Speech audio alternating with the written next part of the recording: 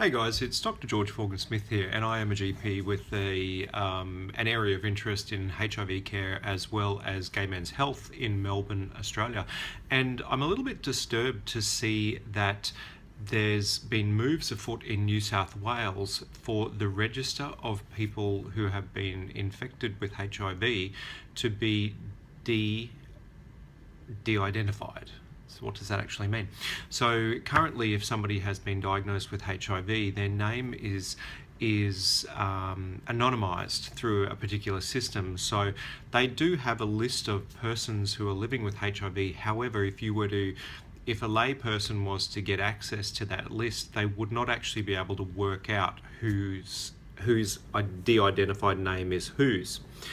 However, there's moves afoot in New South Wales now for this to be changed in such a way that the full name of the person would be placed on the list. And for me, this is actually concerning for a number of reasons. That there's a lot of stigma based around HIV in particular, and that's a huge stigma based on that, despite the advances in treatment and stuff like that.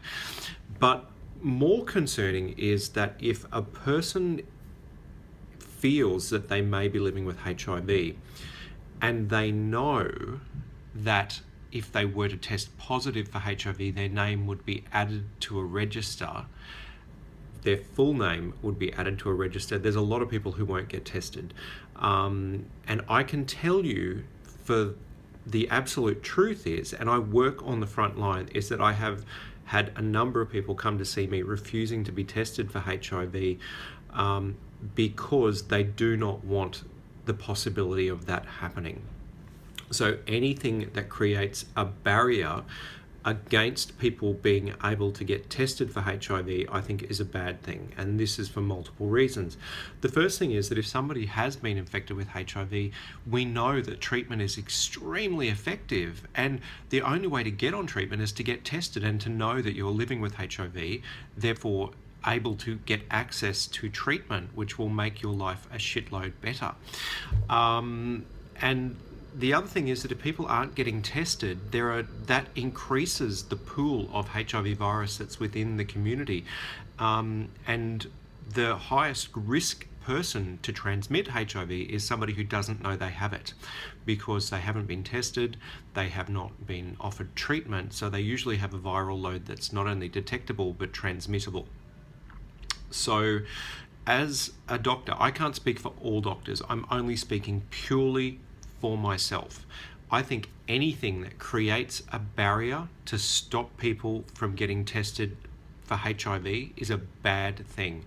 And I would encourage, if you are in New South Wales, to continue lobbying the government and for them not to put full names of people on the register, because let's face it, data, no matter how secure they say it is, we've all seen breaches of data, and we don't know who's got access to that data. So I would continue and urge and lobby to ensure that all notifications of all communicable diseases continue to be de-identified. That's just my opinion, but if you agree, I urge you to share this video and encourage people to contact their local members and ensure that they have their privacy being continued as well.